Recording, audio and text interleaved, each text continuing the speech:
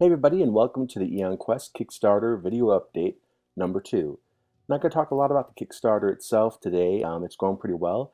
Any help that you can give it by sharing it with anyone that you think might be interested would be great. We've got 3 weeks to go, still plenty of time to hit that pledge goal. It'd definitely be great to see a few more pledges coming in, but overall, things are looking up. So today I wanted to get right to the figure focus of today's video update, which is all about Uplink. So here we go. All right, so here you can see the very first turnarounds for Uplink. Uplink is definitely one of the more superhero looking characters from the line, and that's partly because he actually comes from not the very first comic strip I did back when I was a kid in high school that was called Eon Quest, but one of the iterations after. So after the comic strip ended, I kept on designing different versions of Eon Quest with different characters and different setups, and Uplink comes from that time. As you can see, Uplink is made to have swappable cybernetic arms and limbs, and that's really to show off his power, which is the ability to connect with technology directly. And one of the bad parts of doing that is that the technology tries to connect and overtake him. So now that we got a little bit of the backstory of Uplink, let's go ahead and take a look at the figure itself. Okay, so first we can take a look at the changes that have been made between the first prototype of Uplink right here. Let me get this stuff out of the way. And the more refined prototype. So again, kind of going off of the Starbreaker video figure focus, if you haven't watched it yet, there was some problems with the sizing of the legs. They were a little bit too long, so the first round of prototypes were a little too tall. So this round has the legs fixed. And actually on the very first figure you can see that even though the robot legs were the right size, the human legs were too long, so that he actually had a little bit of a lean to him. And of course the neck hinge is gone because of many reasons. I went more in depth than last time. The other big change that happened from this very first prototype to the next one is originally I had the armor closure right here on the side, underneath one of the pouches. The idea is that you would be able to just close it up, but as you can even see from this, it didn't work very well. And then when you started moving things, it worked even less. So that's been changed, and I'll show you how that works now. It's been much improved. Okay, next I can show you another big change that was made. So his multi-hacker sits in his hand, and then it just basically goes in this little hole right here. You can see the cord will fit right there.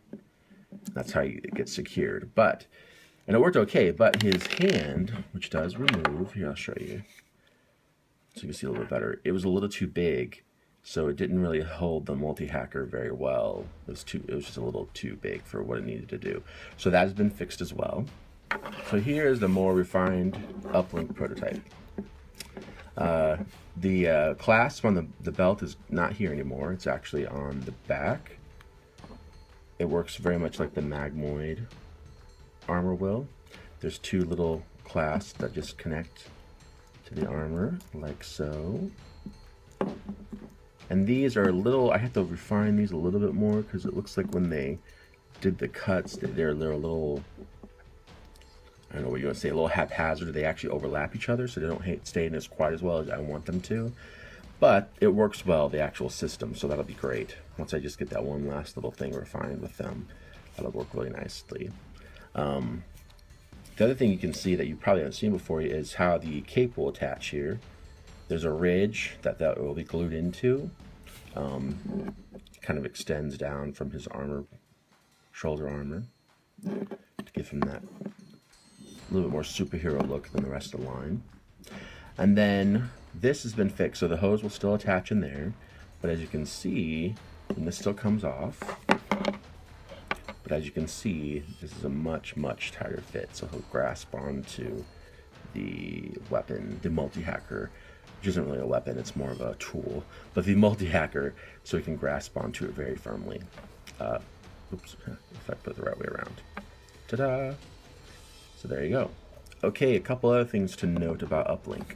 So he'll come in package with this cybernetic arm and cybernetic leg.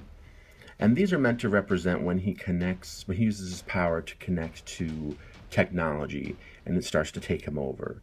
But if you don't want to have this look on him, you can swap it out. It will come with both a human arm and a human leg. So you can take the robot legs off, put the human, sorry, take the robot arm off, put the human arm on, take the robot leg off, put the human arm on, and you've got a fully human Uplink, as you will see him appear quite often in the mini comics. Last thing to look at with Uplink figure-wise is his cape. The cape that I made for the prototypes, I did make it. It is a simple cloth cutout in a cape shape. And this is at least the very least that we'll get with this. I'm still working on the factory about how exactly we're going to accomplish that. But if nothing else, you'll get what you've seen in the various photos and things. And it actually works out pretty nice just the way it is, but I am kind of working with them to see what the final might be. All right, one other thing to emphasize here that some people probably caught on to, but might be good just to kind of say one more time, is that this robot arm on Uplink is the same one from the Magmoids and Captain Wolf Moon. So if you got the other action figures, you'll be able to give him Captain Wolf Moon's hook. You'll be able to put on the magma shield. You'll be able to give him the magma sword. Or you can give him the blaster bow. And the blaster bow can either fit like that on him, or like on the Magmoid, it can actually fit into this space right here.